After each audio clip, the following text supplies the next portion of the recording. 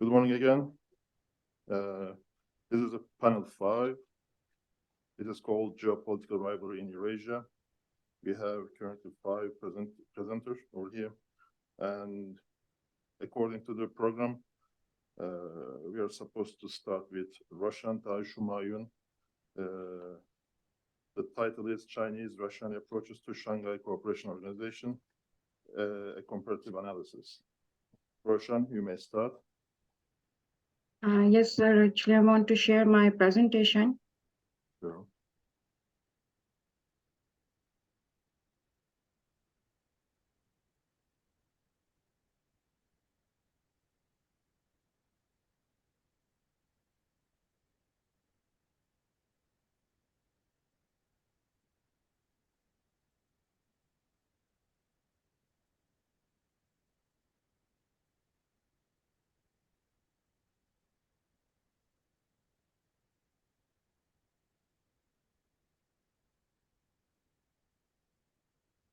Roshan, please go ahead. Good morning, everyone, ladies and gentlemen. My name is Miss Roshan Taj Humayun. I am currently enrolled in PhD program at Sabahattin Zem University in Istanbul, Turkey. The title of my presentation is Chinese-Russian Approaches to the Shanghai Cooperation Organization, a Comparative Perspective. The research questions which I'm addressing in my presentation are: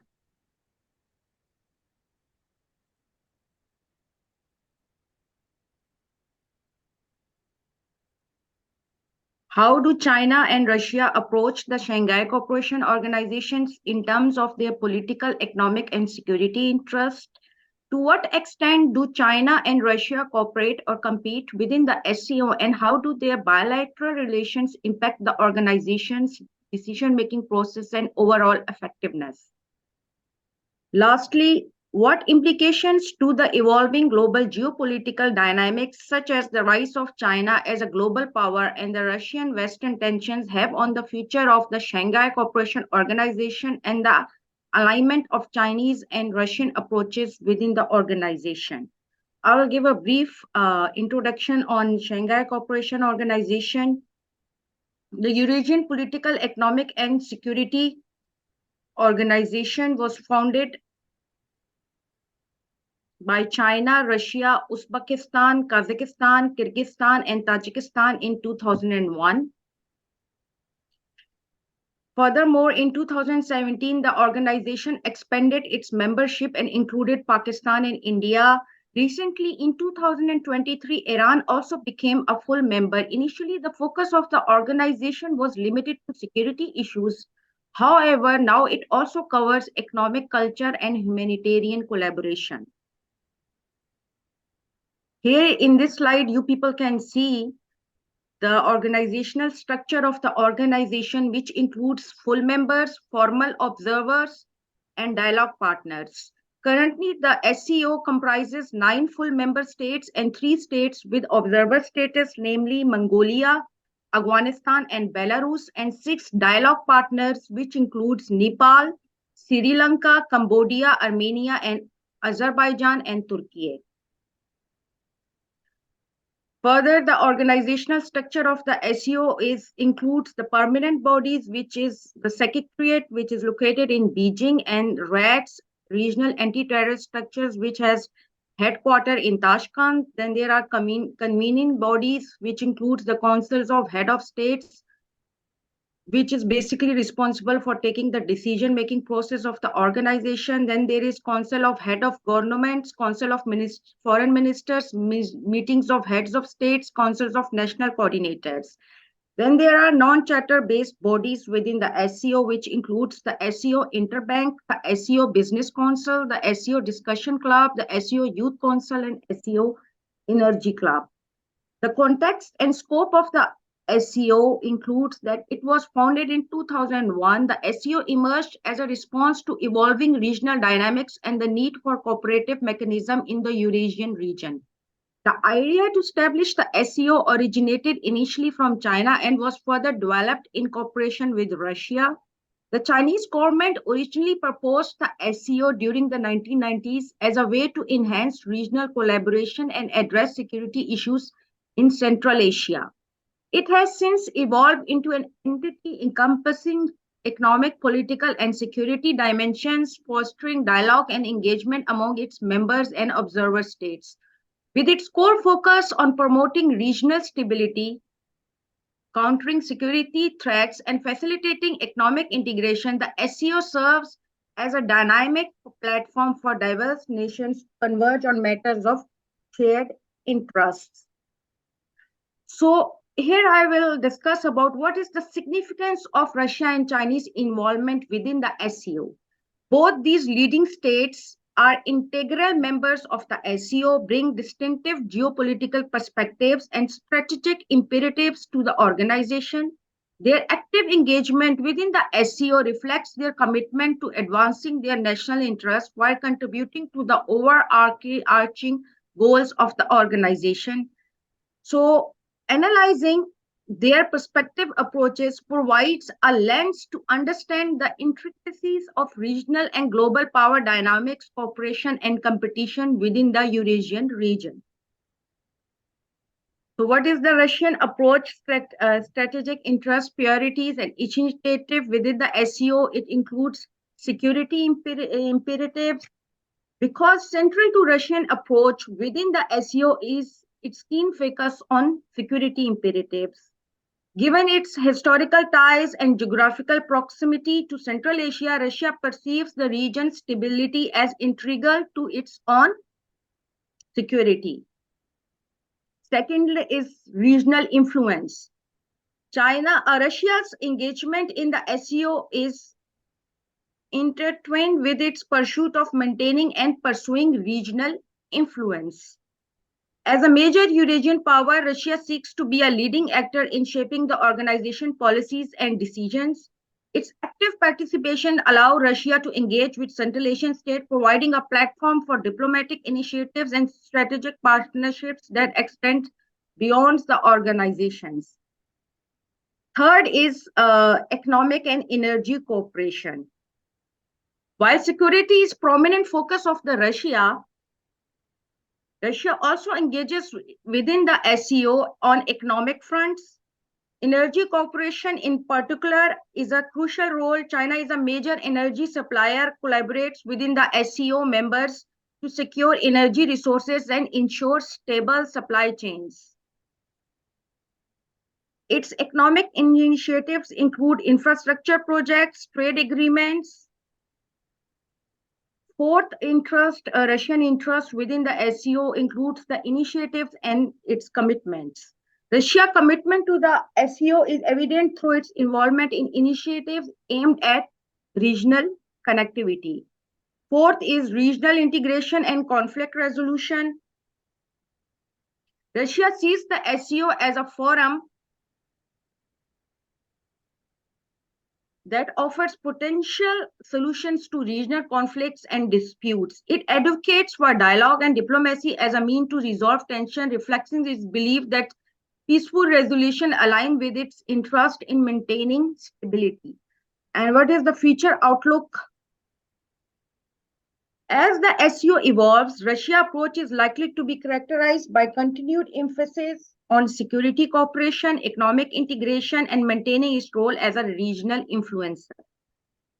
Now I will briefly discuss about the Chinese approach within the SCO, which includes economic initiatives, diplomatic strategies, and regional aspirations within the SCO.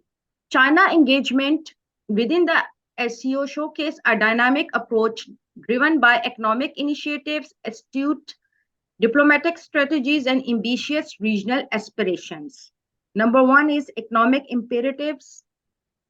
At the core of China's approach within the SCO lies its robust economic imperatives. The organization provides a vital platform for China to extend its ambitious Belt and Road Initiative, which is also known as Silk Road, aiming to enhance connectivity, trade, and infrastructure development across the region. Second is diplomatic strategies. China employs astute diplomatic strategies within the SCO to promote its interest while adhering to its principles of non-interference in the internal affairs of each member states within the SCO. Its Shanghai Spirit principle emphasizes consensus building, mutual trust, and equal partnership. Fourthly, infrastructure development. China's investment in infrastructure projects and transport network resonates a broader goal of regional connectivity. Then it's multilateral diplomacy. China values the SCO a venue for multilateral diplomacy. Through active engagement, it cultivates relationship within Central Asian republics and further expands its relations with the South Asian states. Now, lastly, I will discuss about the future outlook. As the SCO continues to evolve, China's approach is poised to remain rooted in its economic imperatives and diplomatic pragmatism. Its focus on economic connectivity, regional stability, and mutual growth within the SCO aligns with its broader global ambitions. China's engagement within the organization positions it as a key player in shaping the trajectory of regional dynamics. So here now I will give a comparative analysis on Russian and Chinese approaches within the SCO. The distinct approaches of Russia and China within the Shanghai Cooperation Organization offers a captivating study of the complexities of global diplomacy and regional cooperation. The comparative analysis of their approach highlight areas of convergence and divergence that shape the dynamics of the organization. What are the areas of convergence? The area of convergence includes both regional stability, economic integration, and multilateral diplomacy. I have broadly discussed these three areas.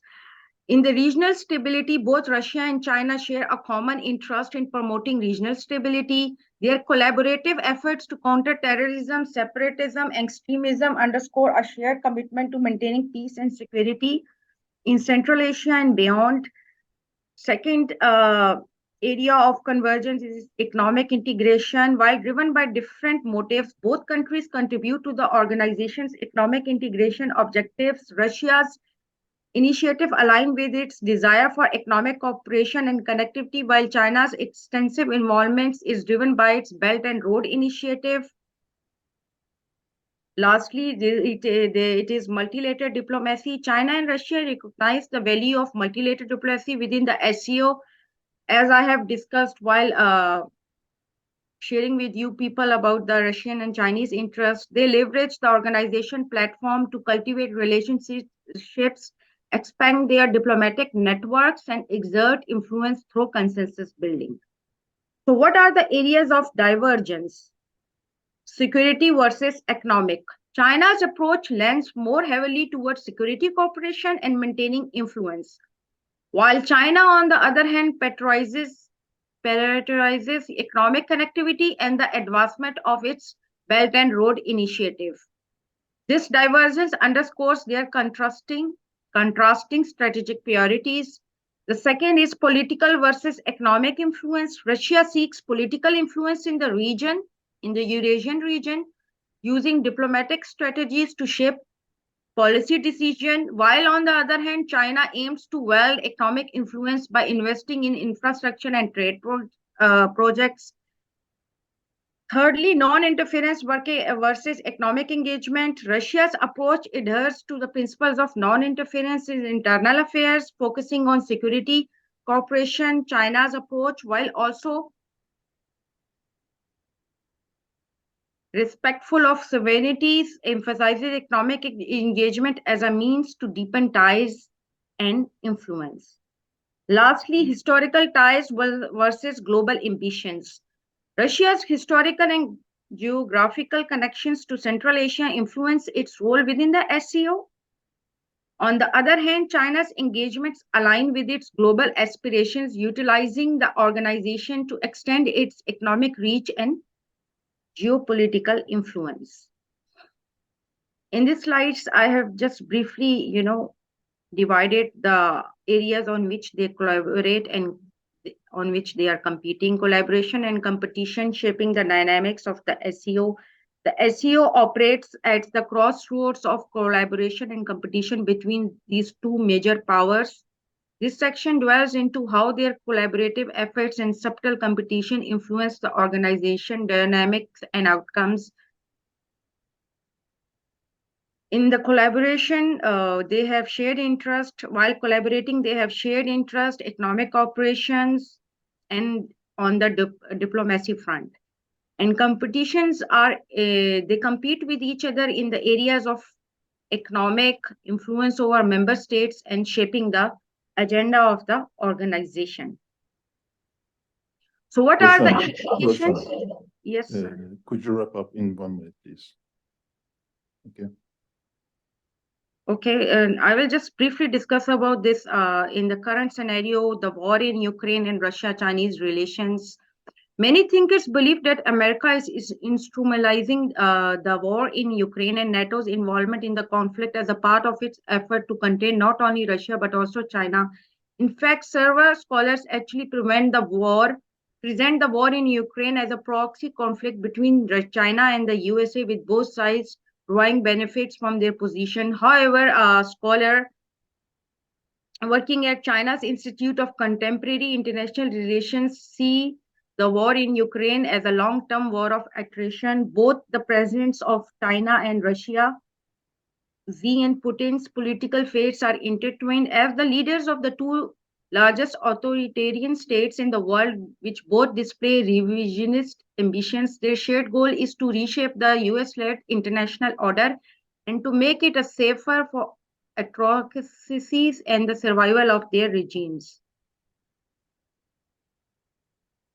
In the conclusion, unveil the interplay of Russian and Chinese strategies within the SEO, which includes the significance of understanding the interplay between Russia and China strategies within the SEO. They have shared interest and collaborative potential.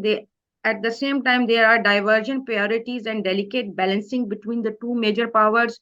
There are some implications of their strategies within the SEO for regional stability, and there is a broader geopolitical dynamics as well. In conclusion, the interplay of Russian and Chinese strategies within the SEO underscore the intricate dance of collaboration and competition that defines contemporary geopolitics.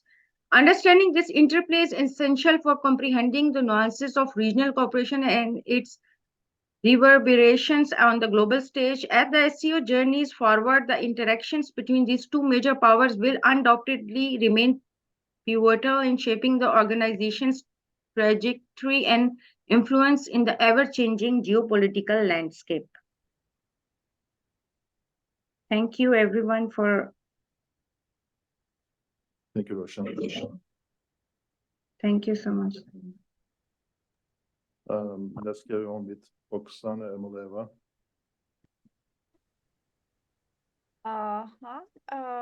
Good morning, everyone. I'll try to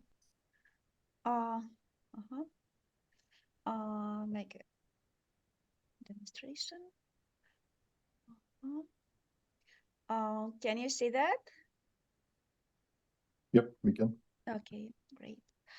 So my topic is international events in the crooked mirror of Joseph Stalin's Gulag, from worker solidarity to the pro-Germany camp revolts. And I will start with saying that numerous features of the Soviet system has been resurrected in present-day Russia, and in particular, a number of practices related to the Soviet penitentiary have become an everyday Russian reality. First of all, propaganda campaigns connected to the rehabilitation and reintegration of the prisoners into society through heroic acts had its counterparts almost 100 years ago. So yet again, as in the very famous Stalinist campaign of the so-called Perekovka, when the prisoners were supposed to be rehabilitated through their glorious labor in the Gulag camps, we can see again how colorful characters with a criminal past were turned into heroes and rewarded from the Russian president and its cadre. And next, I would say that the specific geographical division of labor, characteristic of the modern Russian penitentiary system, And the physical organization of prison camp space go back to the 1930s and the 1940s, as scholars have demonstrated. So I will start saying that the border between the penitentiary and the archipelago and the mainland, in terms of the Russian penitentiary and the Soviet one as well, was not even dotted but transparent, punctuated by the violence and coercion emanated from the Soviet and then the Russian state. The camps and the colonies and the freedom were communicating vessels stimulating an active exchange of cultural stereotypes and social norms. And moreover, as it happened in the Soviet era, the current Russian penitentiary system also promptly reacts to the Russian as well as international affairs. For example, recent occurrences of the prisoner revolts attempts in Russian colonies following Yevgeny Prigozhin's Wagner march towards Moscow is the most vivid manifestation of it. So the current paper studies the ways the Soviet Gulag prisoners perceived and reacted to the international agenda. And I hope that it will contribute to a better understanding of the current entanglements between the Russian state and its penitentiary practices. So on this picture, you can see how the process of awards of the rehabilitated ex-Wagner warriors occurred in the I think in the beginning of the 1923. Now, of course, it's not possible because Wagner group does not exist any longer. But it's strikingly similar to what happened in the 1930s. Soviet propagandists in the Gulag camps, following the instructions of the cultural educative section of the Gulag, attempted to integrate the international agenda into their ideological efforts, targeted at the prisoners, armed guards, and the high staff alike. Not only to ensure their loyalty, but to distract them from really deplorable living conditions and working conditions as well. So as a background, I would say that the regimes of prisoners' isolations were highly different. For example, the giant camps with a population of more than 100,000 prisoners were characteristic of the Gulag system in the 1930s. And geographically, this network extended into the remote, secluded, or inaccessible regions of the USSR. The post-war period, on the other hand, was marked by unbundling of camp administrations, and the typical camp would now host 20,000, 40,000 prisoners. And smaller camps with a lesser population became widespread in the European part of the USSR. For example, in the late 1940s, the Gulag camp began to penetrate major cities, including Moscow and Leningrad. And to increase secrecy, these camps were assigned abbreviated identifiers. And because of their location, much more effort was put to the isolation of the social and cultural impermeability. So regarding the contemporary penitentiary system, I would say two striking features are the first one is that the so many colonies located in the remote regions of Russia remain half filled. So there are so many vacant places, obviously reserved for someone. And secondly, the digitalized controls, isolated political prisoners. But this is a really different topic that I don't think I have time to talk about it now. So here we can see these elements of the discursive propaganda campaigns that remind of the 1930s. And going forward, here are my research questions and the sources. So relying upon the official documents from the NKVD and the archives and documentation, I want to trace parallels between the 1930s, 1950s, and contemporary situation. So going further, as I've told you, that the camp press in the Soviet Gulag camps cultivated a heightened interest in world events and foreign cultures.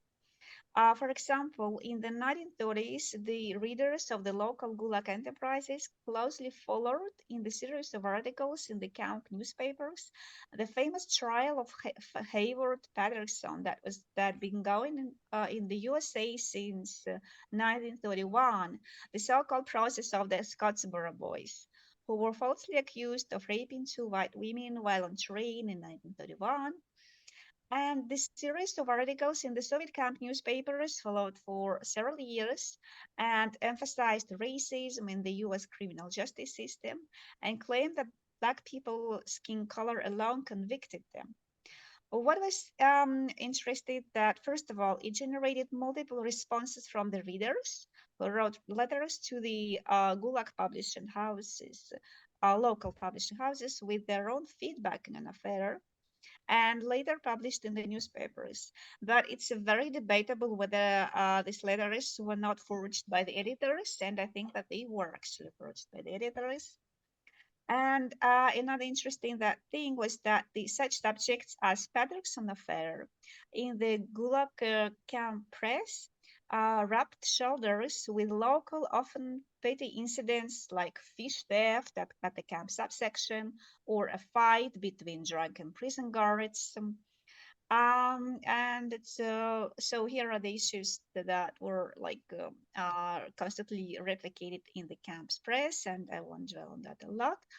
So what's really interesting for me is the study courses for the NKVD Soviet political police staff.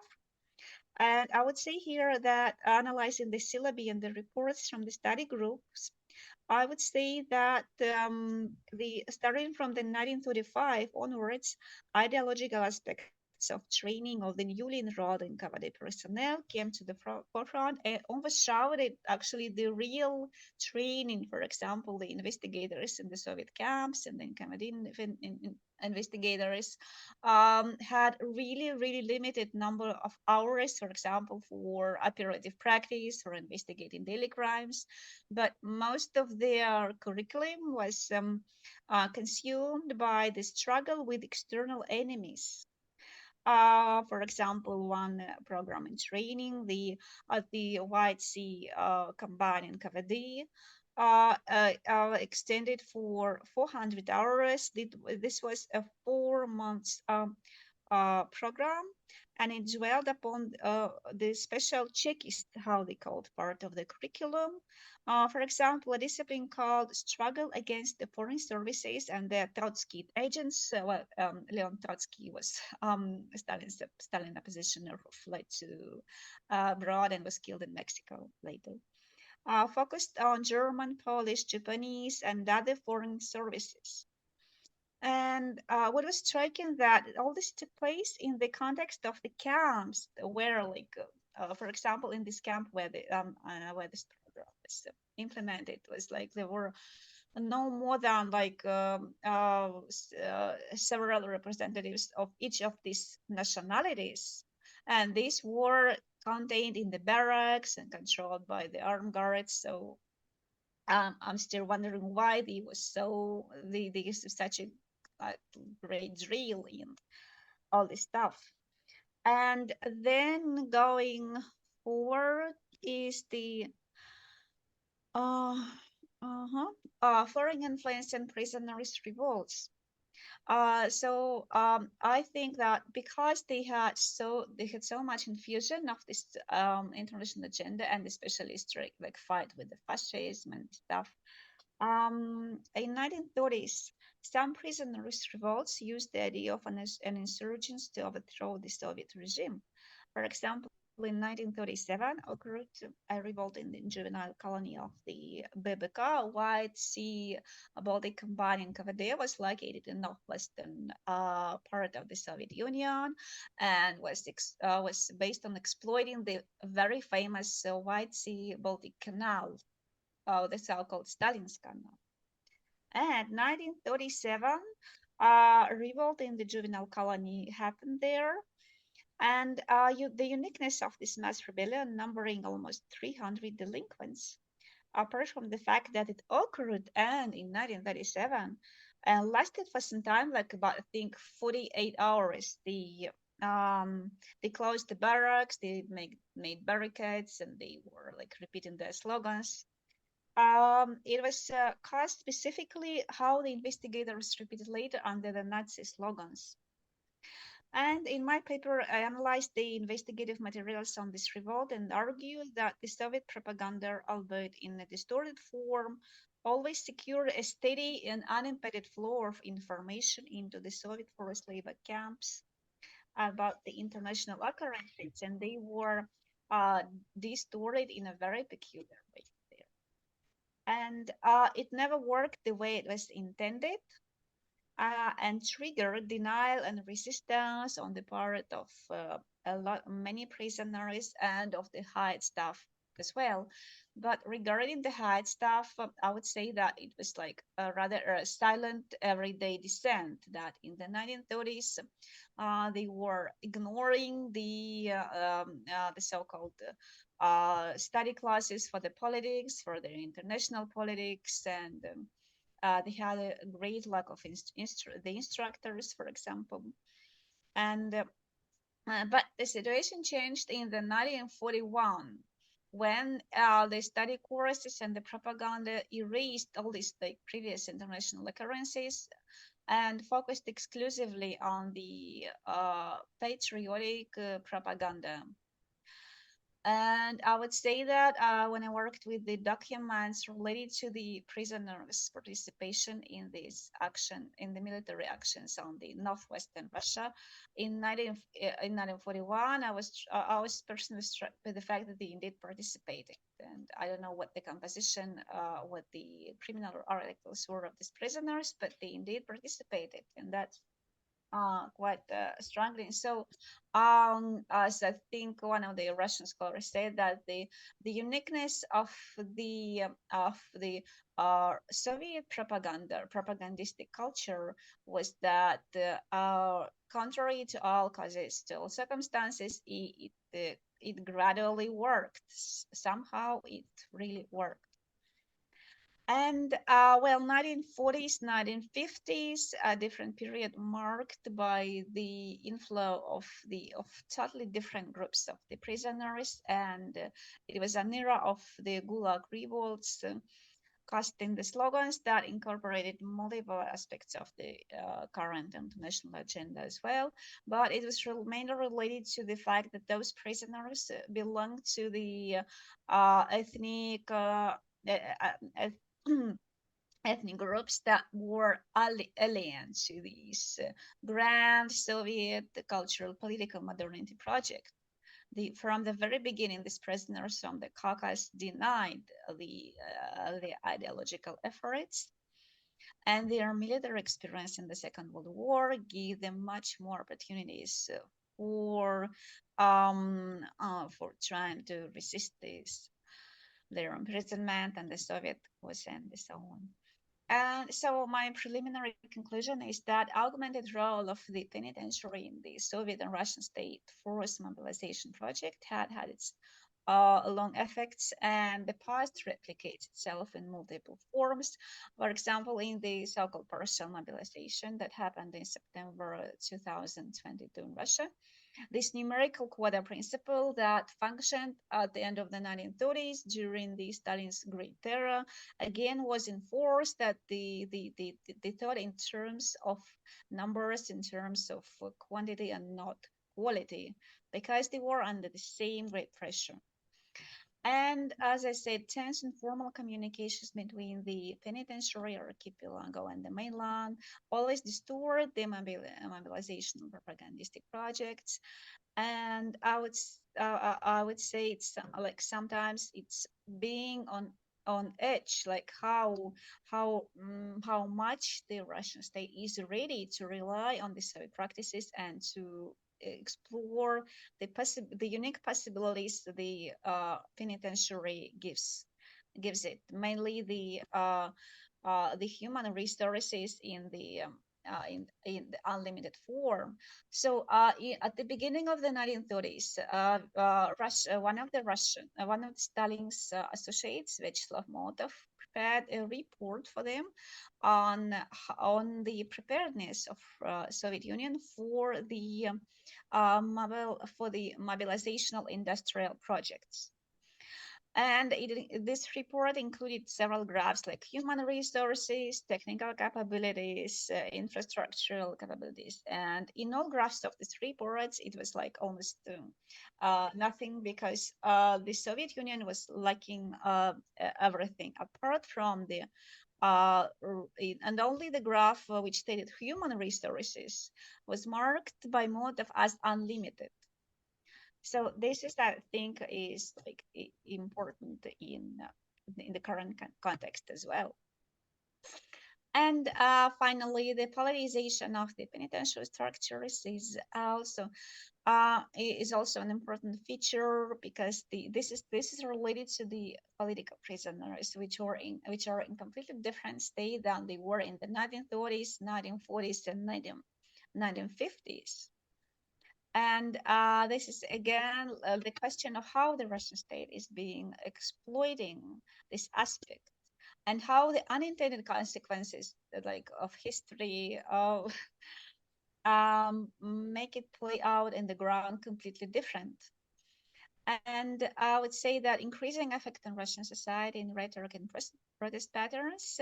I also discussed this in my paper, but it's still, these are the remote consequences which we still will be able to see in the nearest and the remote future. Thank you very much. Thank you for the time, Oksana. Now it's Orkhan Valiyev's turn. Orkhan, please go ahead.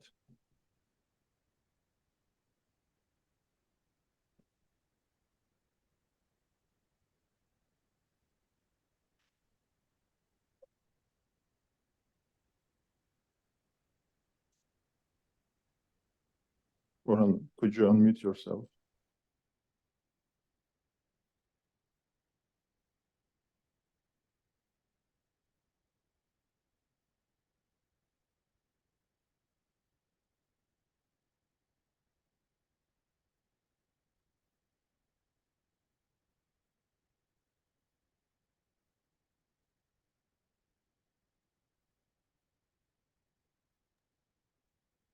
Okay, I think I solved this problem.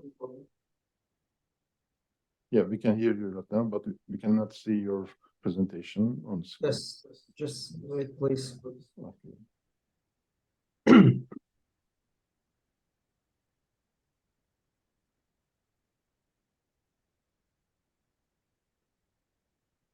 I think now it's available. Yep. My presentation entitled "The Stalemate of Peace Negotiation: Status Ambiguity of Karabakh." As you know, status is a modern concept, and equals sovereignty of the countries, of the modern states, nation states. So to understand the political transformation in terms of Karabakh, I think the status concept is key concept to explain the process that comes from the 20s in the early of 20th century. So to make it more clarified, I think I try to make a historical background between the Armenian-Azerbaijan conflict.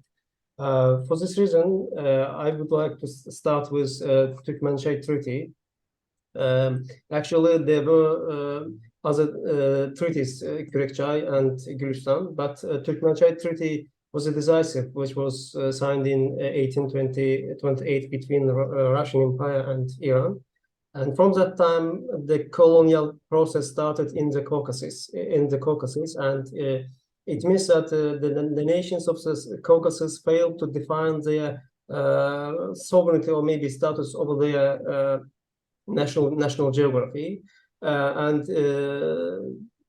those colonial process lasted until 1917, when the Great Russian Revolution happened, and the the nations of the Caucasus got an opportunity to declare their independence, the brief independence state period. But however, the institutionalization of the the status problem of Karabakh emerged in Soviet time. Yes, the colonial process started with the Russian Empire from 19th century, but the Soviet time during the Soviet time the main political status of Karabakh emerged in 19 and 20s. Concretely, the Nagorno-Karabakh political and administrative division that emerged in 19 and 23.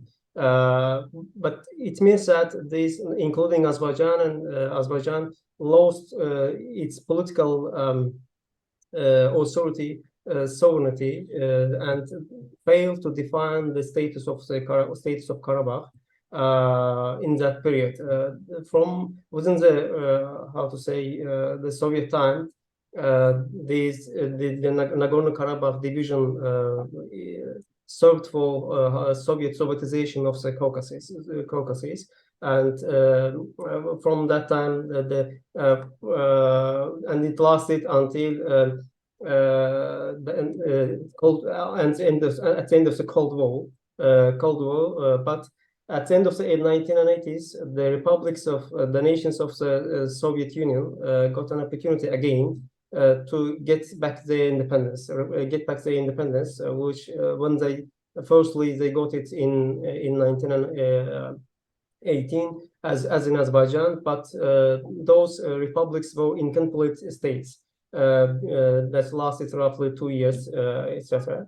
But at the end of the Cold War, the situation changed globally, and the Soviet Empire dissolved and emerged 15 republics, including Azerbaijan and Armenia. But unfortunately, because of the status problem that I mentioned before, the status of Karabakh, firstly defined by Soviet authority in 1923, and that's why it became, despite independence, a new problem in the South Caucasus.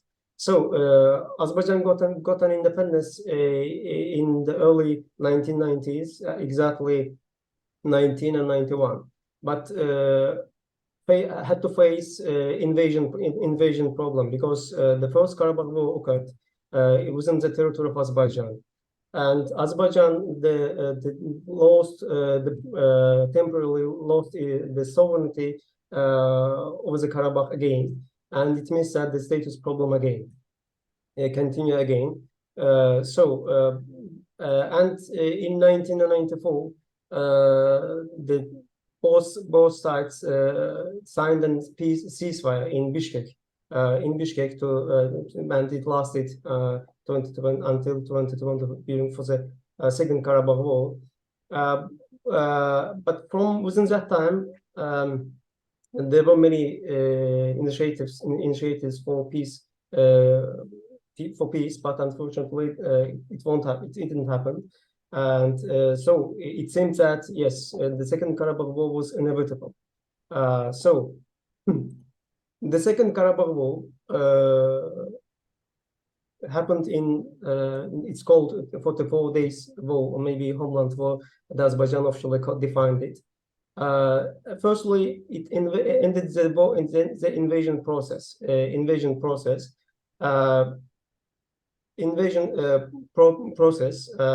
And both sides signed an agreement, declaration that they agreed to end the war and also end of the invasion. But and then started to negotiation to start the main problem, emerged problem, the status of Karabakh. Actually, the Armenian side, I think the main problematic issue maybe of the negotiation process is the status of Karabakh for the future.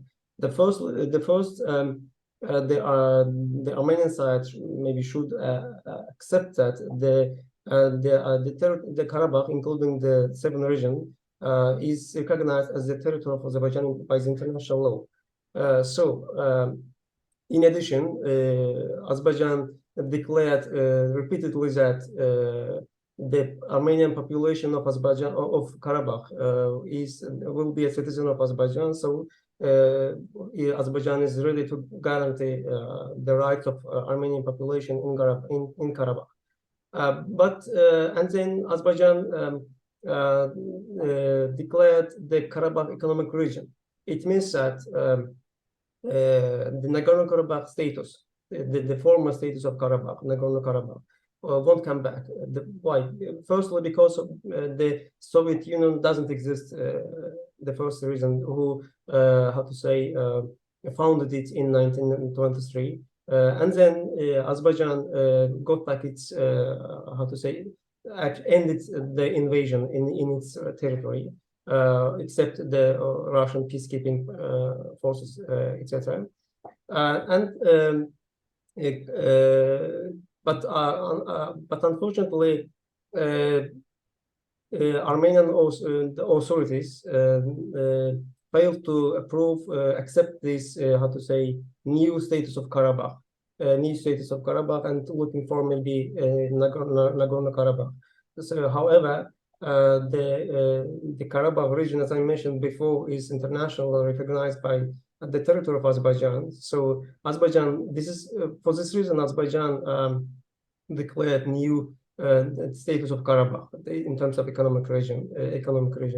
And the main ambiguity of peace negotiation is the status issue of Karabakh. That both sides try to solve this problem. However, there are many good willings in terms of the peace process. For example, the 5 principles which was declared by the Foreign Affairs of the Republic of Azerbaijan, that was mainly based on demarcation, economic collaboration, and security issue, and recognition of the territory of Azerbaijan by the Armenian side. So from my perspective, I think that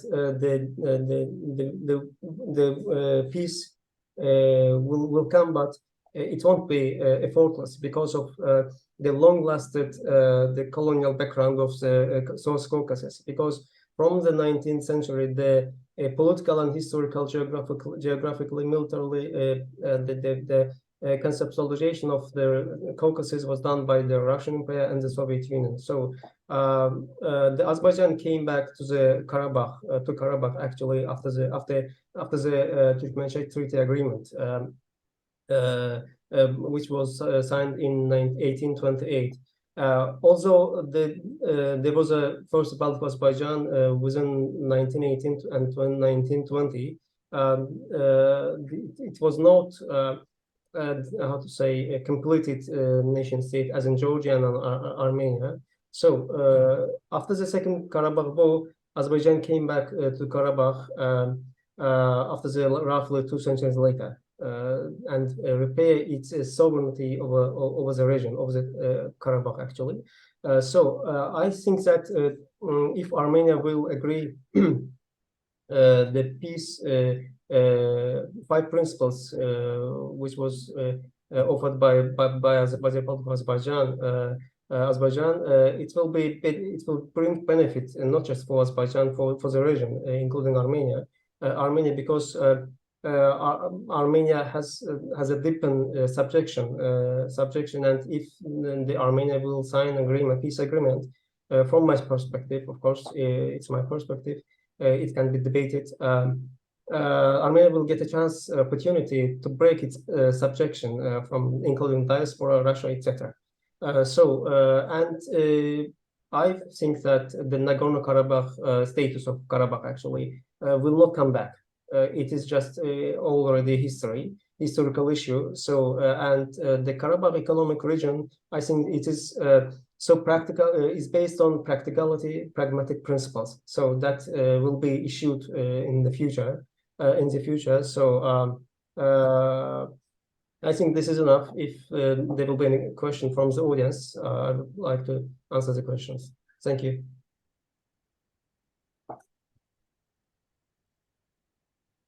Thank you, Orhan. I think let's back to auditorium right now and carry on with Louis Gouveia Jr.'s presentation. Thank you. Okay, the intention is over there. Okay. Well, good morning, everyone. It's a pleasure being here today, presenting this paper. I would like to start explaining why I decided to carry out this research. Basically, reading the press from Brazil, China, and the European Union, I realized that in all of them, there was a quite similar discourse that each one of these actors, they were defending the end of the war, of the Ukraine war. However, when we look at how one of these actors are talking about the others, we realize that they mutually accuse each other of being propelling the war. So if we look in the press in Brazil, for instance, they say that the European Union is fueling the conflict while it is sending weapons to Ukraine. We look how China, in this case official press, the Global Times, how they portray China. They said that NATO expansion caused the war. The same happened in the European Union when the Brazilian president came to Portugal. For example, some political parties argued that he is supporting Russia and also fueling the conflict. And the same with China. And then we have this picture in which each one of these actors, they portray themselves as peace defenders, as defending the end of the Ukraine war, but in the meantime, they accuse the other actors as propelling the conflict. So we have this kind of paradox. And as the literature shows, in moments of war, the official propaganda dismisses the capacity of hearing the other or the enemy, in this case, not necessarily an enemy, but the other side of the conflict.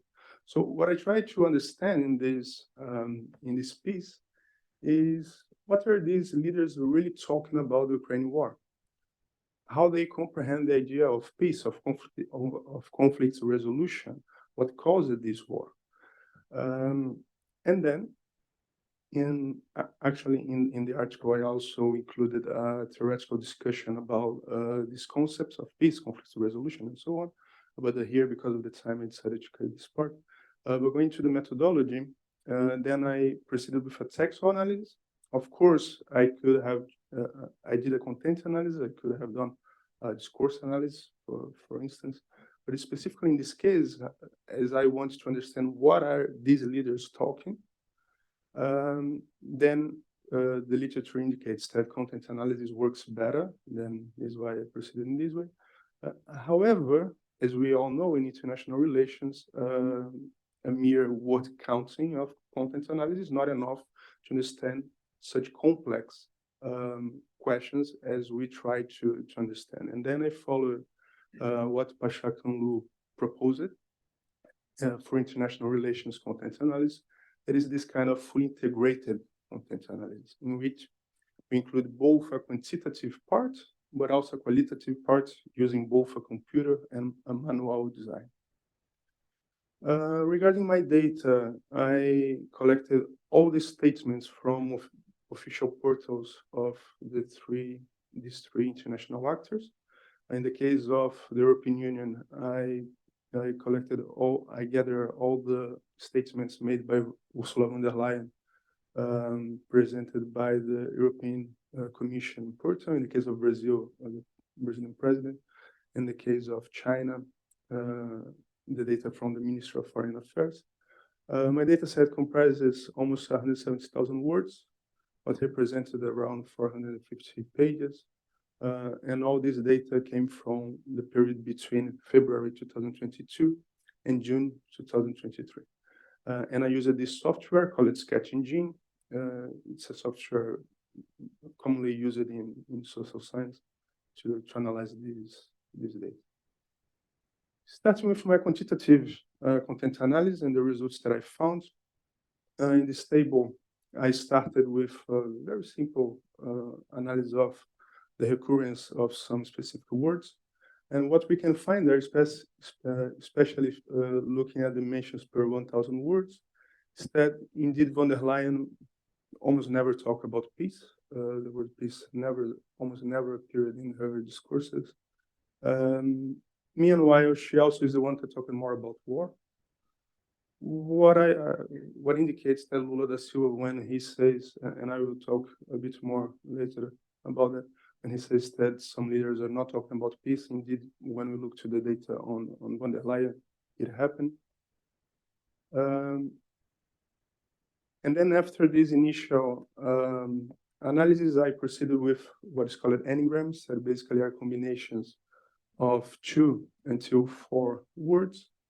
And the first thing that I try to identify is how these 3 leaders name the conflict. And in the case of Brazil, the Brazilian president, he used a panoply of different terms, since war in Ukraine, Ukraine war, conflicts in Ukraine, war between Russia and Ukraine. In the case of China, they used 2 terms, Ukraine crisis, Ukraine issue. I didn't find any reference to Ukraine war. The word war doesn't appear there. But the most interesting result here is regarding the European Union, because Ursula von der Leyen, instead of calling the Ukraine war or something like that, in her statements, she referred to it as the Russian war or Putin's war.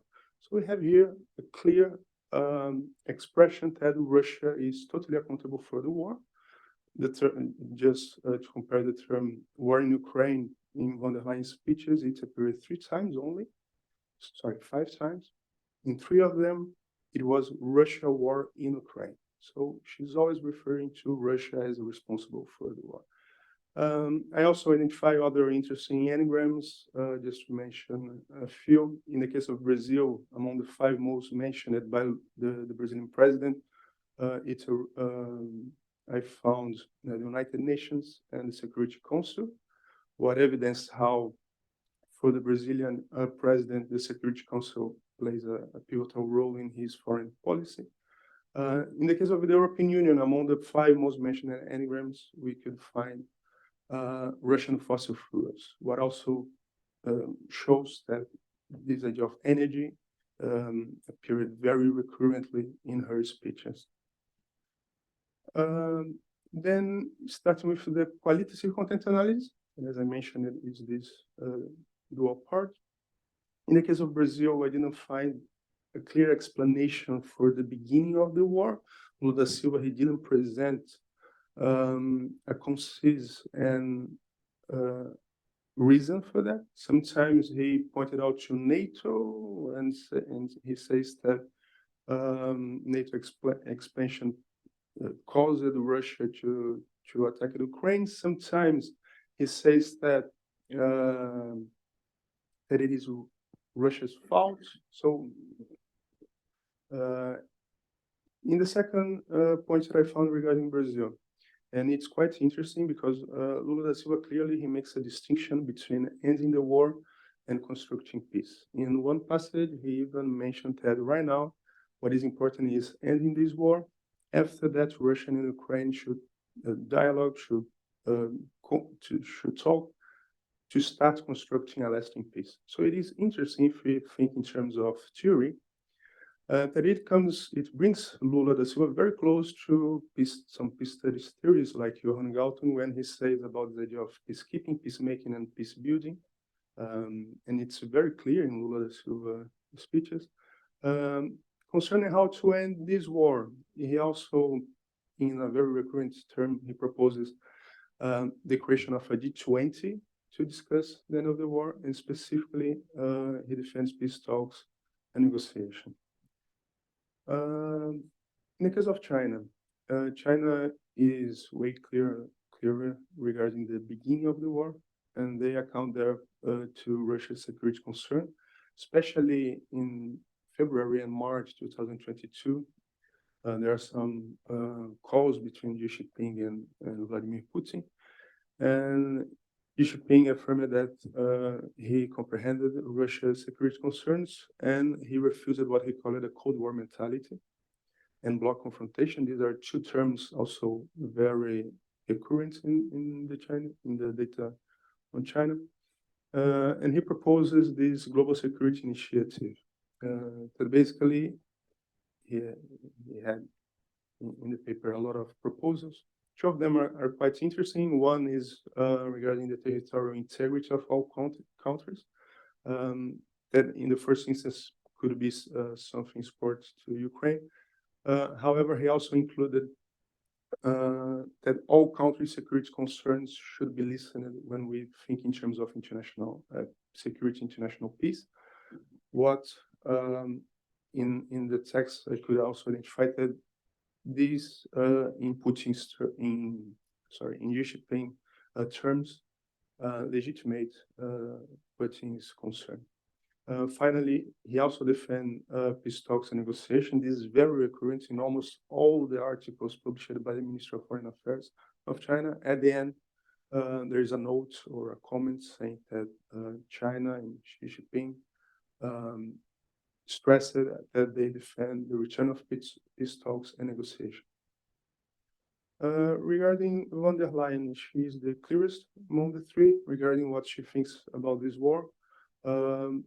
The war for her arose because of Putin's imperialistic behavior. It is interesting because this idea she also condemns what she considers power politics and an old-fashioned way of acting in the international system.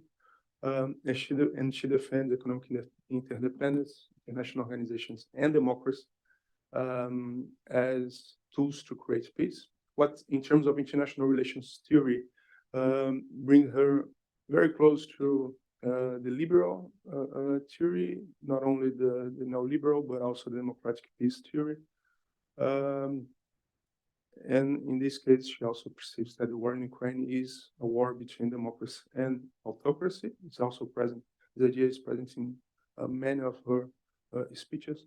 And finally, she affirms that peace must be established with Ukrainian victor. And so we can see here the difference between her points and the other two. Concluding my presentation,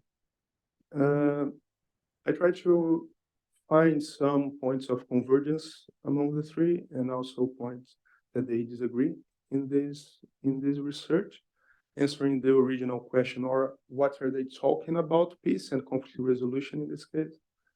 And in fact, all of them agree that the war must end.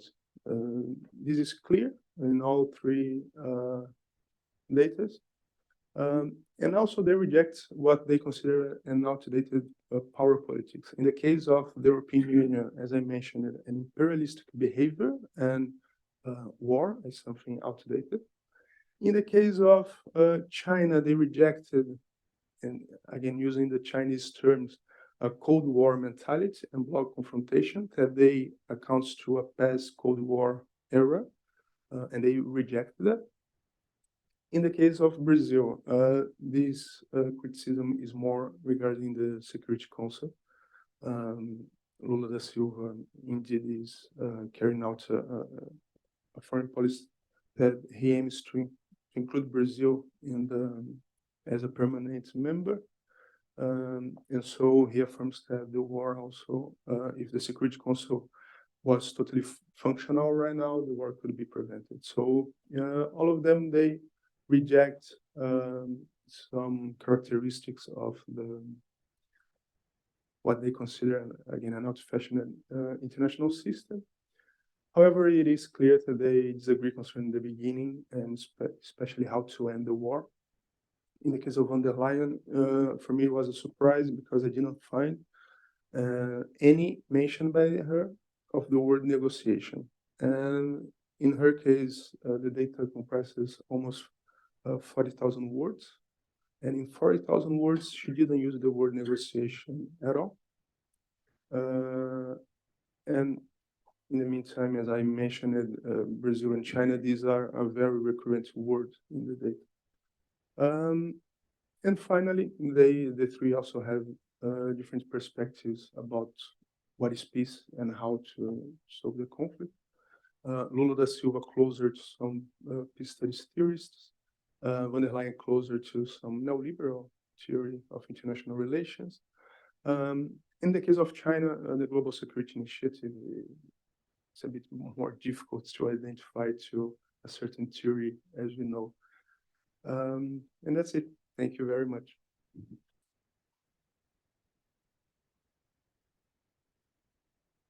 Thank you, Luis. The next paper is prepared by Sadia, Rahman, and Müge Yüce. It's a co-authored one, and Sadia will be the presentation. Okay.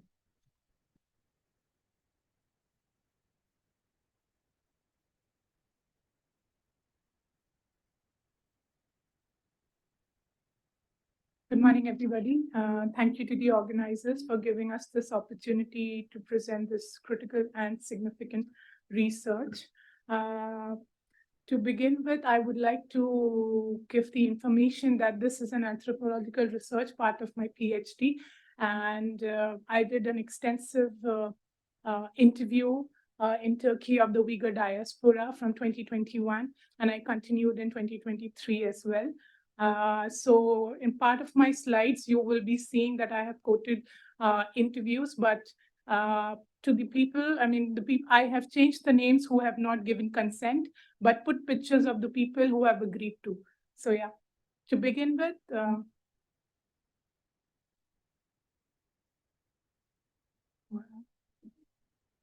okay. To begin with, since the topic says something about the context of social harmony in Xi's China, so I would be decoding what is the interpretation of social harmony ideologically under Xi Jinping, and also systemic interpretations in Xinjiang. Just to give you a brief understanding, the presentation is divided into several parts, and I would be very briefly touching upon what is the general understanding of social harmony. This is followed by the social harmony concept in China. I would be talking about how Chinese Communist Party CCP has failed to foster cohesiveness.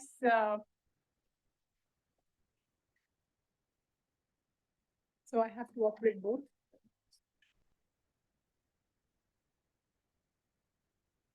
So how the Chinese Communist parties have failed to foster a cohesive atmosphere in Xinjiang. Followed by this, the Xi Jinping's ideological interpretation of social harmony, and also what is the systemic interpretation. And this is followed by my analysis. Briefly discussing what does social harmony mean. We all know that social harmony has a very subjective connotation, which means that every state individual interprets social harmony according to their understanding. That is why if you talk about states, irrespective of considering the different types of government system, authoritarian or democracy, social harmony is interpreted in terms of conformity or social control. Or if it's a democracy, they interpret in terms of diversity or inclusion. So what is the purpose of having social harmony? Is they want to maintain a balance if it's a multi-ethnic society, because they want to respect the socio-economic, cultural, and political factors. The ultimate agenda is to have a healthy functioning of the state. So as I mentioned that if it is very crucial in a multi-ethnic state to talk about or to implement social harmony. So the challenge which is encountered in a multi-ethnic state is that you do not engage or manifest social disharmony. So the challenge is civility and incivility, which is very widely present in Xinjiang. If you see the context or the understanding of incivility, in my research, I will explain that how in the context of Xinjiang, when the two communities, Han and the Uyghur lives, there is a negative perception between the two communities. Of course, the Han is the majoritarian community, so it looks down upon the Uyghur people. There is lack of awareness of the Uyghur culture in Xinjiang, and also there is a systematic othering of the Uyghur group, which is called the others. So what is this is in the context of an authoritarian state. If you see that authoritarian state wants to achieve social harmony, the objective is actually to maintain order. And how it does that, it could be software assimilation if you want to achieve this purpose. But if the state perceives that it has failed to achieve that, it would foster assertive assimilation. The other perspective of ruling or to fostering social harmony, it becomes a collapse when there is an unequal power sharing in the multi-ethnic society, which happens in the context of Xinjiang, because you see that autonomous status has been granted to Xinjiang region, but there is no real autonomy. So my paper talks about China, which takes as an authoritarian state, and I propose a research question, which is how is the CCP under Xi Jinping using political control and economic prosperity to foster compliance and assimilation to achieve social harmony in Xinjiang. And I have actually used a combination of critical discourse analysis, also textual analysis, to analyze CCP's text, white papers, laws. Also, it's an ethnographic study. So I have interviewed three around Uyghur diaspora in 3 different cities in Turkey. Followed by this, the main purpose or the interpretation is to understand that how the correlates of a society, which is multiculturalism and assimilation, is actually competing in Xinjiang.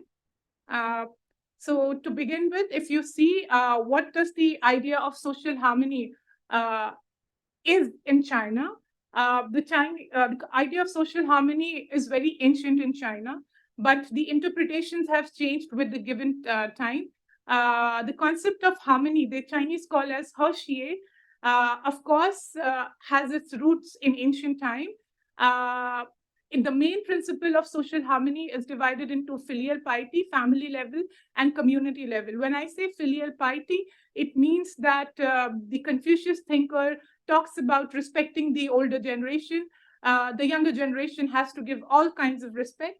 When I talk about the family level, it is about under the pretext or semblance of filial piety, the younger generation has to maintain a healthy relation in the family level. But when you come to the community level, this has been actually a very controversial era, because Confucius talks about respecting under the system of Tianxia, which is under the heaven. But if you talk about the scholar, which is Xunzi, it's okay. Okay.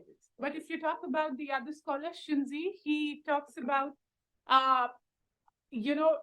sacrificing the rights for the sacrificing liberty to maintain harmonious in a community level.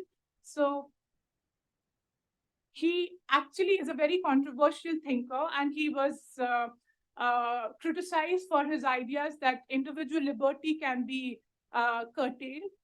Also, if you see, with the passage of time, when Mao era came, social harmony had a different interpretation, because Mao Zedong was more into socialist transformation of the Chinese society. When China started growing up under Hu Jintao, the interpretation of social harmony became as a moderate society. This is followed by Xi Jinping. If you see right now, Xi talks about social harmony and fulfilling its global ambitions. So social harmony has 2 parts under Xi Jinping. It is the domestic level and the international level. So he talks about maintaining social stability and also repressing to attain a peaceful and stable society. It could also mean repression against dissenting voices. So if you see Xinjiang, which comprises of 56 ethnic groups, that's the chart map how the ethnic diversity is there in Xinjiang. You see, Xinjiang has always been a very troublesome region for the Communist Party of China, and the relations between Han and the Uyghurs have never been normal. It has always been a very antagonistic relationship, and that is why the Uyghurs have always felt very second-class citizens in Xinjiang. So the main argument of my paper, which I say, is that there is a China model which talks about social development, socialism with Chinese characteristic. But I say the China model in Xinjiang is, it wants to achieve, it portrays that for the world, that there is an economic development happening in Xinjiang, but this is not the case. It is all about political control, and it is all about curbing the dissenting voices to attack the distinct identity of the Uyghurs.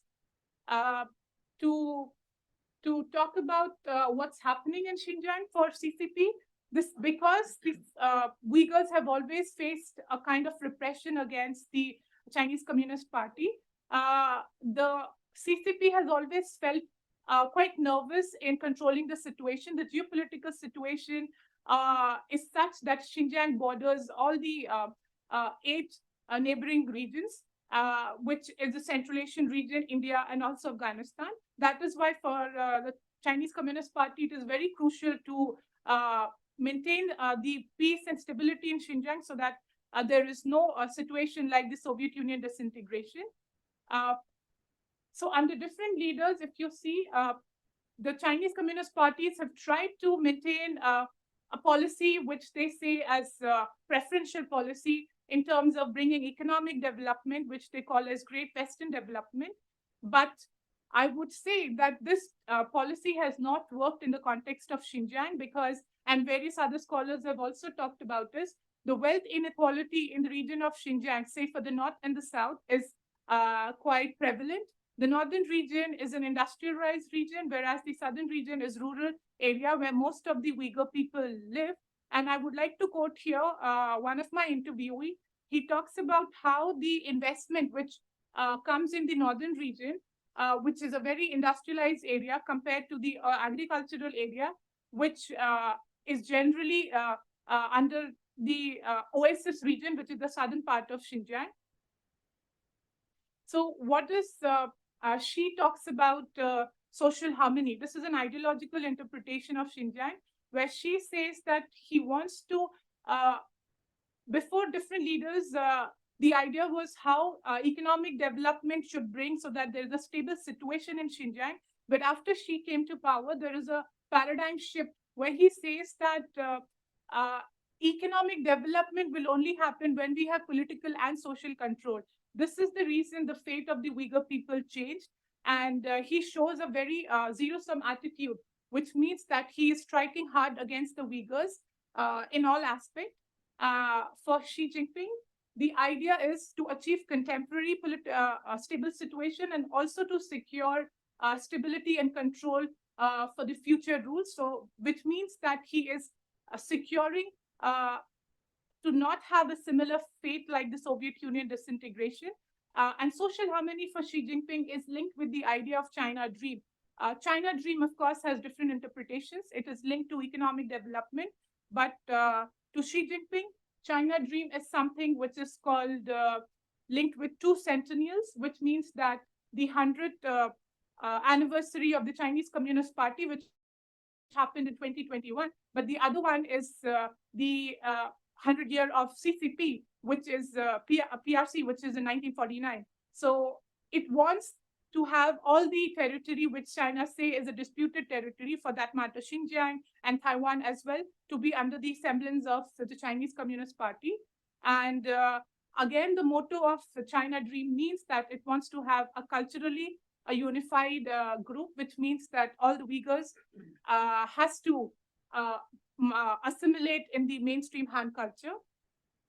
So this is one of my interviewee, and she has been taken to the concentration camp.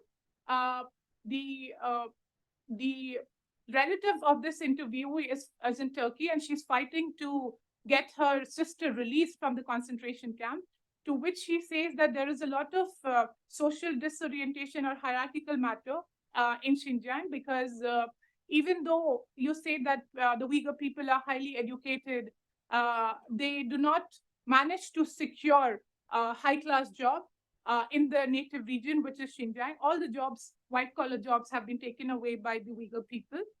And if I talk about the economic plan plus the political control institutionalization, as I mentioned, that Xinjiang is very crucial location for China. It is a main concept of a main location for the Belt of Road Initiative, because the ancient Silk Road is very crucial, where all the trade used to happen and connect the Central Asian region. Under the pretext contemporary time, if you see, Xinjiang connects the Central Asian region and also the European continent.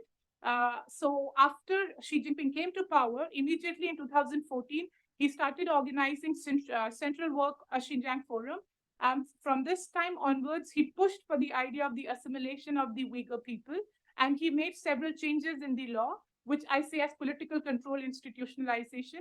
National security law and counterterrorism law was actually implemented, and this led to the systematically strike hard of the Uyghur people. If you see, the Global Times have been a vocal mouthpiece of Xi Jinping, which says that a lot of development and investment is happening in Xinjiang, but my data would prove a different scenario. So the repressive mechanism of Xi Jinping is, in terms of systematic interpretation, is he talks about striking hard against the Uyghurs. And in several of his speeches, this is from 2017 onwards, he has only talked about two words, the goal of social stability and long-term peace. So if you see, under Xi Jinping, recently also from the BRICS summit, when he was there in South Africa, he did a surprise visit to Urumqi, which is Xinjiang's capital. And again, he reiterated the same two objectives, which is maintaining social stability and long-term peace. Xi Jinping is very much paranoid with the history of Soviet Union disintegration. So since he came to power, he has emphasized on learning the reasons why Soviet Union disintegrated. And he actually wants to depart from the Soviet Union model, which is the China is still based upon. So what type of political control is happening in Xinjiang? It's repression, and under repression, it means de-extremification and digital surveillance. If you talk about de-extremification, it means that Xi Jinping has implemented the policy of Sinicization of religious teachings, which means, of course, in Xinjiang, it is Islam. So the priests have been ordered to train in the context of socialism with Chinese characteristics. And if you talk about digital surveillance, the entire Xinjiang has been converted to an Orwellian system. By this, I mean that there have been surveillance camera everywhere. The Uyghurs are supposed to give their iris scan, voice scanner, etc. So I interviewed an expert on Xinjiang. His name is Dr. Byler. He was the last person who visited Xinjiang in 2018. Okay, the situation started changing since 2014, but he visited in 2018, and he actually testified that how he saw Xinjiang drastically changing under the pretext of Orwellian system, and how the surveillance mechanism have changed or increased in Xinjiang. The other kind of political control happening in Xinjiang is indoctrination, which means that they are, as everybody knows, they have been taken to concentration camp. And I managed to interview one of the concentration camp survivor, where she gave her testified that how people in Xinjiang has been tortured mentally to learn the Chinese way, to become Chinese model citizens, and to accept Xi Jinping's teachings and China's teaching. So here come the data collection, which talks about China argues that it is giving a lot of investments, economic development in Xinjiang. But I managed to collect some data to show you that it is in contrast to the Chinese government argument. So this is just to give you an idea that the population of the regions in Xinjiang are divided into northern region and southern region. Northern region is an industrialized region. Southern is a rural area, which is mostly agricultural region. Northern region is consisting of the Han people settlement. Southern region consists of the Uyghurs living there. So if you see the data, Urumqi is the capital of Xinjiang, which is contributing. which is contributing a lot in terms of GDP development.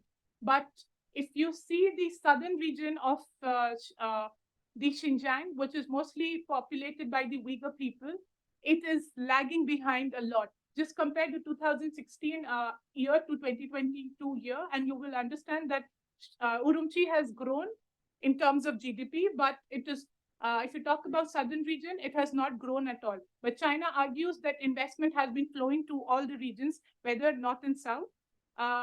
If you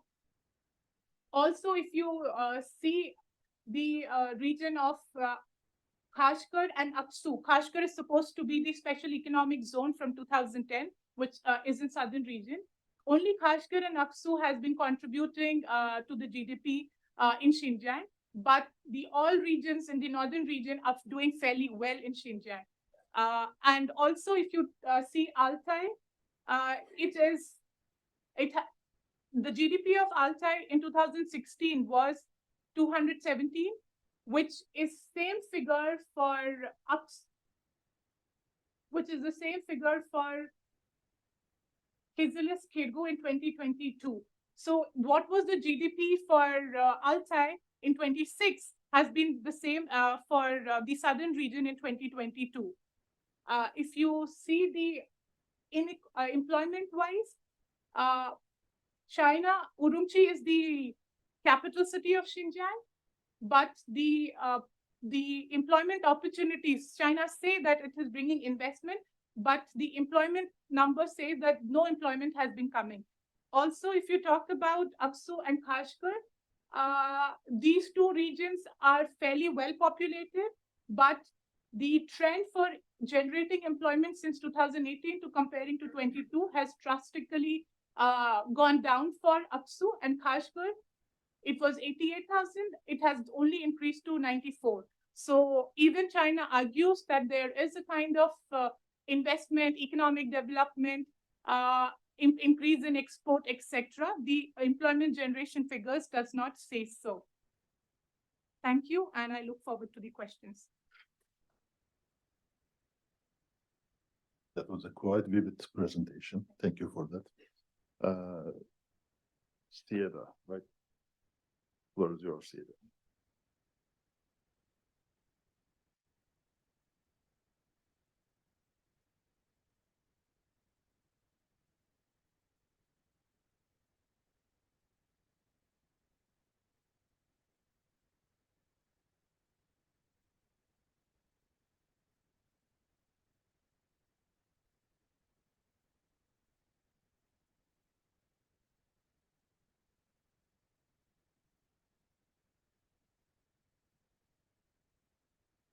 Good morning, everyone. Thank you, CESRAN, for this opportunity to present my PhD work. I am Saika, and today I'm going to talk about humanitarian impact of nuclear weapons with a case study of South Asia.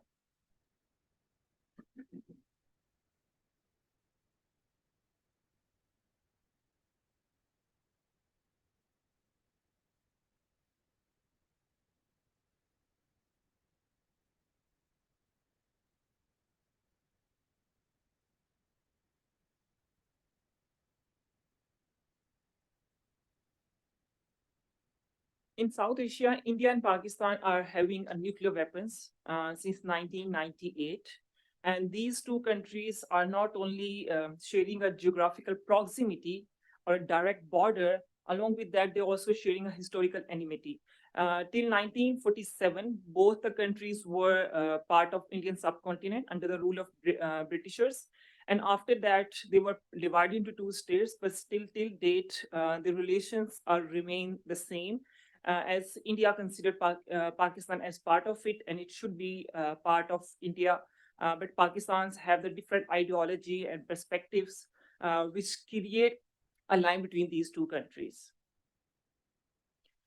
Both the states conducted their nuclear weapon test in 1998 and became the de facto nuclear weapon states. De facto nuclear weapon states are those states who are not part of nuclear non-proliferation treaty like NPT, and they are saying that they are facilitating non-proliferation and arms control norms, but their actions are quite in opposite direction. And in order to maintain their balance against each other, these two countries are involved in a direct arms competition, and which is known as action reaction syndromes, which means that if a state A like India tested any nuclear test or any nuclear deal with any other state, Pakistan has to respond in that way in order to maintain a balance, especially if India or the Pakistan is tested nuclear weapons that the other country face or feel like a threat to their security, which is basically creating a security dilemma that the action of one is ultimately create a reaction by the other side. If we talked about the conditions of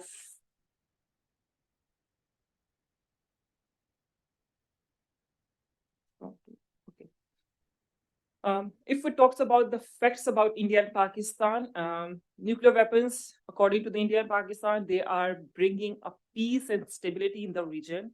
But on the contrary, if we talked about the arms race figure, like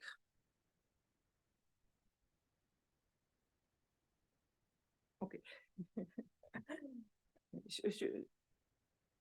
should I keep continuing? Okay. Okay, thank you. Okay, I was talking about the facts about India and Pakistan. Both are involved in an armed race. And if we look at the armed race between India and Pakistan, which account 93% of the total military expenditure that they are spending on the development of nuclear weapons and the other military equipments. And if we talked about the ranking, India's ranking is 142 when it comes to the per capita income. And if we talked about the ranking in the imports of arms, India comes at the first number. And if we talked about Pakistan's ranked in 119th position in terms of per capita income. And for the imports of the nuclear arms and weapons, it comes at the 10th number.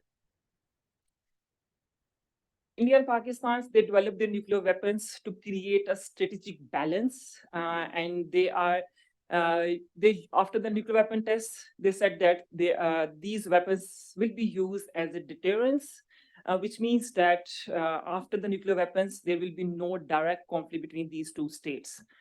But for the effective deterrence, it is always that your weapon is always in the active mode. Secondly, you have to spend more in order to remain, in order to make your deterrence stable. If your deterrence is not stable, then there is no deterrence, which means your security is at threat. And ultimately, the other meaning is that you have to spend more money to develop more weapons to make a strategic balance in the region. If we talked about India and Pakistan conflict history, soon after the independence in 1948, they fought a war on Kashmir issue, and which is basically considered as a bone of contention between these two states. It's basically a territorial issue. India claims that Kashmir is part of India, and the Pakistan claims it's part of Pakistan, and both are still fighting conflict, and the crisis situation is still going on in this region. And we have there a line of control, and on the daily basis, there are clashes over there between the militaries who are deployed over there. And after 1948 wars, they have a 1965 war between these. It was a direct war between these two states. And after the 1965 war, they had 1971 war, in which Pakistan lose its main body, which is now known as Bangladesh. But the situation not remains there. But after the 1971 war, India tested its nuclear weapon in 1974, and afterward, Pakistan decided that in order to secure their sovereignty and security, it is quite necessary to develop a nuclear weapon to maintain a balance in the South Asian region. But after having the nuclear tests by the Indian side, India and Pakistan both had a 1990 spring crisis, again over the Kashmir issue. And after the spring crisis, they both developed their nuclear weapons. before that, they were working on the nuclear weapons, but in 1998, they declared themselves as a nuclear weapon state on the world map. But after the nuclear weapons, which was considered as to make a deterrence against each other, but the things not remains there. But after that, soon after the nuclear weapons test in 1998, they both fought a war, which is known as Kargil War in 1999.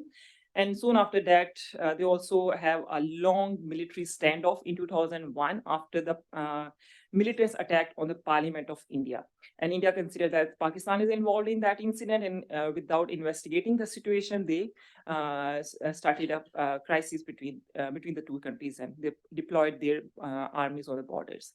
And after 2001, there was a Samjhauta Express, which was introduced between these two countries as a peace process, but it was failed again by the militant attack on the Samjhauta Express, which is basically a train connection between these two countries, and it was stopped after that incident. And soon after that incident, they also had another incident, which is known as Mumbai incident in 2008, in which militants attacked on the different important locations in India. And India said that Pakistan is behind this incident. And the situation and the peace process that was started at that time period was stopped and is never start till date. And soon after that, both the states, they were not involved in direct conflict.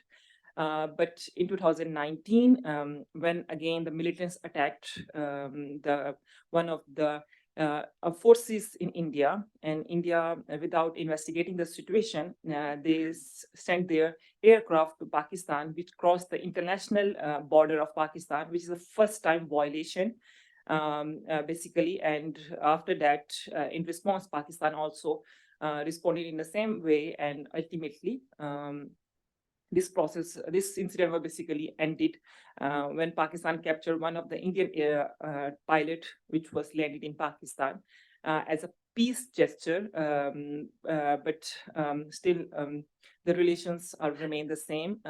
Both are considered each other as an enemy state, and both are considered each other's activity as a hostile and as a threat to their security, and they are responding in the same way. If we talked about, as my topic is humanitarian impact of nuclear weapons, we usually talked about nuclear weapons in deterrence, that the nuclear weapons we have to deter other state and maintain our sovereignty and survivability. But in my topic is that how these weapons are affecting the humanity of the people of India and Pakistan. So if we talked about the inflation rate in Pakistan, majority of the people, they are living below the international poverty line with $2 per day, and 46% of the children are suffering from malnutrition, and 35% of the population is traveling from severe health deficiencies, especially in terms of availability of food, clean water, and building better educated system. But the people, the politicians, they focus more on their defense rather than the health of the people. And if we talked about the defense spending in India's case from 2014 till 2001, I have the collected data. And if we look at the graph, it shows that it is increasing each year, and which shows that their preferences are different. They prefer to spend more on defense rather than more on the welfare of the human being. Same is the case with the Pakistan spending. It also increasing with the annual year, which shows that they have their different priorities. Instead of spending money on the well-being or the welfare of the people, they are more concerned about the defense of their country.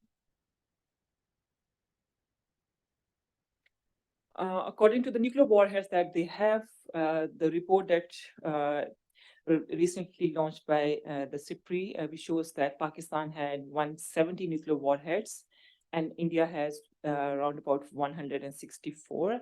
And they are not like that they are, in the start, they were saying we are only making that weapons which are necessary for the credible minimum deterrence, which means that they are only making the weapons which are quite necessary for their survivability, not more than that. But if we look at the data right now in this current situation, they are spending more day by day, and they are saying that we are spending because we have to maintain the strategic stability, which cannot be achieved without having the more weapons. Same is the case with the inflation rate in India, as per the Pakistan, that it's increasing in every year. Pakistan's situation is right now is quite worse, as Pakistan's economy is day by day going down, and the people who are in Pakistan, they wanted to go out, to migrate from their home country to the other countries.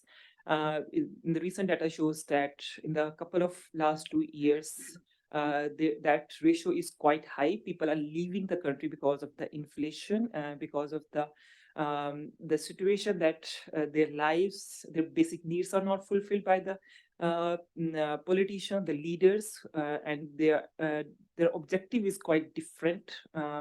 Rather than to spend money on their own people, they are more concerned to defend their territory.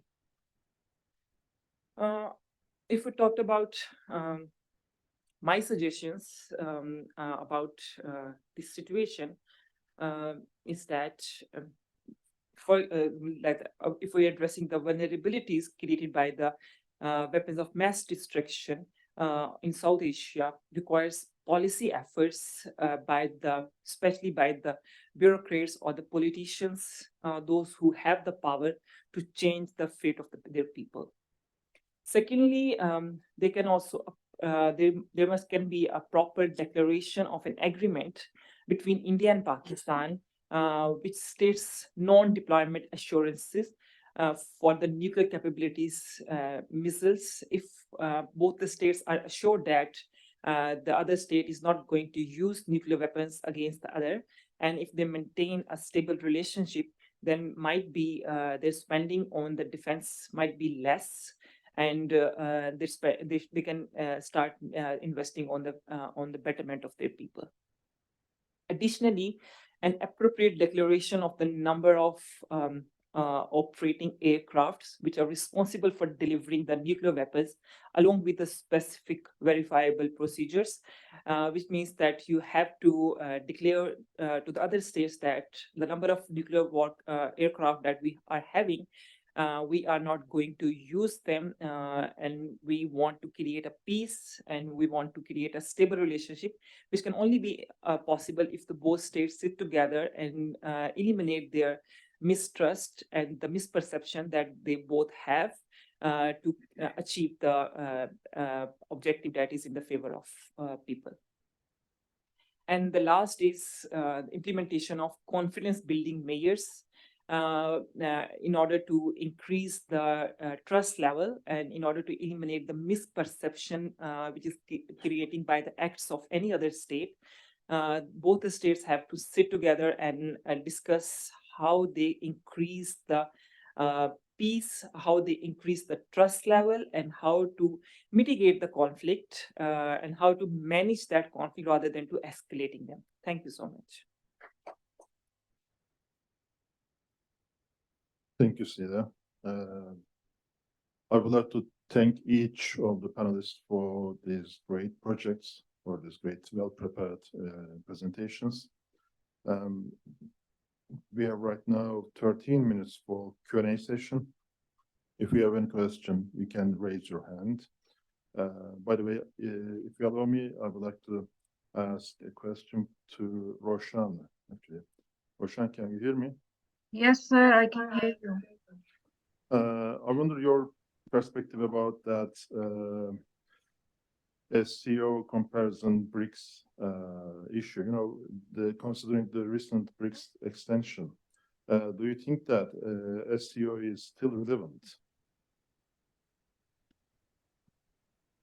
Sir, I think SCO is really relevant in the perspective of Eurasian region. You can see that both these regional powers, Russia and China, use the SCO to serve their interest in the region. And from BRICS, Russia is recently opted out of the BRICS. It's not anymore a very, what you can say, an active member of BRICS. So if you do a comparison, a comparative analysis of both these regional organizations, I think SCO is emerging as a regional force if compared to the BRICS. Okay, then, thank you. Thank you so much. Müge, may I have a question? You talked about the qualitative content analysis of that European Union, Brazil, and China's position about the Ukrainian war. You know, it is your PhD thesis, right? No, kind of. The ultimate aim is here to present the conclusions of that analysis, or are you planning to make some upper conclusion? Yeah, actually, it's not my PhD proposal. So it is part of my master's thesis with a more direct application to this case in particular. Do you have any other question? Oh, yeah. Sir, I also have a question. Of course, we are going to give you that time, but first we have a gentleman over here. Okay, thank you. okay, sir. Thank you. Thank you. Thank you. My name is Mario Matas. I'm from Observare. I would like to ask Orkhan concerning Karabakh. As Orkhan, can you hear us? Yes, I can. okay, thank you. As I understood, the problem now is that the Armenians are not accepting this this arrangement of the so-called Karabakh economic region. Why do you think it's like this? And do you see any way of both parties arrive to a certain kind of agreement?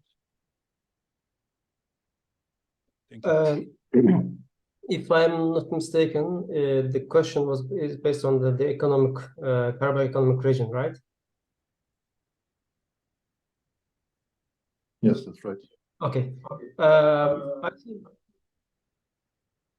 the first thing, the Nagorno-Karabakh status of the mountain place of the Karabakh will not come back again because of simply Soviet Union will not come back again and became the historical issue.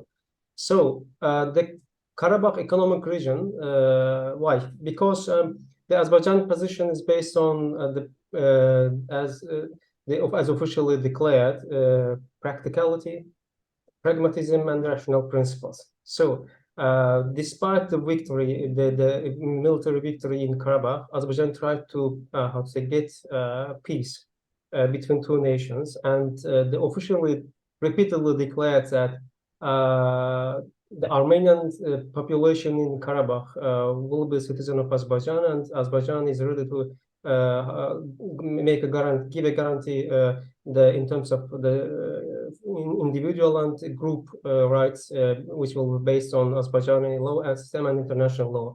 So the Azerbaijan tried to, as it's mentioned in 5 principles and other documents, tried to enhance economic cooperation between two nations and involve regional investment, and that's why it made it the Karabakh economic region. For example, after the Second Karabakh War, Azerbaijan, right after the war started, to rebuilding of Karabakh, the regions which was under the invasion over the 30 years. So, and involved different international companies, including from Turkey, from the Europe, and from China, even in Iran, despite many, political tensions, etc. So I think the new status of Karabakh in terms of Karabakh Economic Region is based on practicality and irrational and pragmatic principles. For this reason, I think it will be available in the coming years, and Armenia will accept it. Thank you, Orhan. We have a question, right? Yes, thank you. I just had a question for Luis. I was wondering, how can we analyze the fact that some actors don't mention or barely mention something? Well, you mentioned Ursula von der Leyen not talking about peace and not talking about negotiations. So does it mean, I guess it doesn't mean that the EU is not interested in peace or negotiations, but yes, how can we analyze this understatement compared to other actors that would actually position themselves on those matters right away after the crisis, for example? Thank you. Well, I think this is a challenge to content analysis in international relations, and this is why I try to proceed with this idea of fully integrated content analysis, that I not only look at specific words and the recurrence of that, there will be a quantitative content analysis, but instead I try also to do in a manual design, reading the sentence, what each one of these leaders means. And of course, this part was the beginning of the research, analyzing the specific words. Of course, and in this kind of research and in discourse analysis too, I would say that this idea that discourses are kind of stimuli to other actors. So the idea here is, if von der Leyen is not talking about peace, the stimuli that she is preferring to other international actors is that this is not something that she's giving importance. It doesn't mean necessarily, and my research didn't try to say that von der Leyen is bad and that she wants war. This is not my objective on that. But it indicates something to other international actors. And in this case, indeed, for me, it was a surprise, to be honest. I didn't expect that she almost never mentioned the words, especially in terms of negotiation. She never used this term. So that's it. I think it's a stimuli to other international actors. Thank you. Roshan, I've seen that you have written your questions on chat section, but could you just ask that aloud if you want? Okay, sir. My first question is for Ms. Saika Bukhari. What is the public perception in Pakistan regarding the humanitarian risk associated with nuclear weapons? And the second part of the question is, and how does this perception influence public policy, disarmament efforts, and nuclear security measures? Thank you for raising such a nice question. The first is that the public perception, public is more concerned about their lifestyle. As right now, the situation in Pakistan is quite worse. There are a lot of inflation. People are suffering day by day, and because our value of money is quite down in comparison to the dollar, and it's degrading further day by day, which means that everything that the people are getting or buying in Pakistan is more expensive, but the pay of that normal person is the same. It's not increasing. This is basically the first thing that, in my perception, is because of the lack of political stability. In Pakistan, the politicians are more concerned about the power, how to gain the power, and how to use their arguments against the other political party, rather than to use their energy to the people. For example, I quote one thing that in previous years, we had the government by the last Prime Minister Imran Khan, which was overthrown by the other political party. As I'm not here for the political debate, but it shows that the people who are working positive for the Pakistan, they are overthrown not by the the powers inside Pakistan, but from the outside. But I don't want to go to in this detail because it's quite a political issue. And the second thing about the disarmament, as my topic for the PhD is basically the perceptions of India and Pakistan towards the arms control. Disarmament for the Pakistan, all international level is not, we can say, achievable goal, because none of the state is ready to eliminate all the weapons, and they will live in a nuclear zero world, which was basically proposed by the last president of America, Obama. But for the Pakistan, the main concerns is that if you want to spend money on your defense, on your weapons, you have to spend it. The people are concerned that India is our enemy. But along with that, you have to make a division that, for example, 25% we are going to spend on the money, but the rest of 75% we are going to spend on the welfare of the people. But this is not the case in Pakistan. We can see from the facts and figures that there are more concerns on defense, and they shows this, and they are changing the perception of the people as well, that we are having a threat from the India, and we are developing nuclear weapons, because without that we are not able to defend our territory, and our survivability is at stake if we are not going to spend money. That somehow it's correct, but rather than to expend more and more and much, they have to change their adversarial perception towards the other state to make it more in a positive impact on the people of their home countries, especially the case of Pakistan, because Pakistan economy is quite worse in comparison to the India. Thank you. Thank you. That's a great timing. Our time is up right now. So I have another question for Ms. Sadia Rahman, if she can quickly respond. Quickly, okay. My question is, what are the economic disparities among different ethnic communities in Xinjiang province, and how do you see these disparities impact social harmony and intergroup relations? I would club the two questions and answer you. So if you understand the demography of Xinjiang, it is such that the majority group, of course, is the Uyghur group, but the demography has changed because of Xi Jinping's policy or China's policy. So the main group, the Uyghur group, is becoming marginalized, okay? And the Han group population has been increasing. We have other ethnic minority groups, but I won't go into that because the existence is very low. But if you talk about the economic disparity, the policy is such that there are other actors involved in Xinjiang. You talk about Xinjiang Production Construction Corps, which is called XPCC. That's a private actor, which is working for some kind of economic development and growth. But this industrialization, which happens, mostly goes again to the Han people.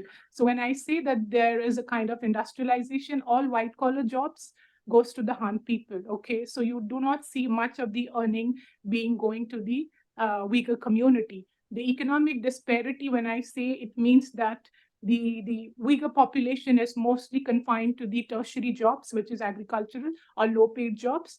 And when you see the Han people, it is mostly to the government offices, to the industry sector, etc. Of course, I won't disagree with the fact that there are certain educated Uyghurs which are a part of the Chinese Communist Party, but those are actually recruited by the party itself and they work for the party, okay? So you have to understand, when there is a demography change, a migration happened, and the native population, which is the Uyghur, which has been marginalized, they do not have access to a proper earning. There has to be a kind of antagonistic relationship between the two communities, right? So that's how it happens, or this is what is playing in Xinjiang.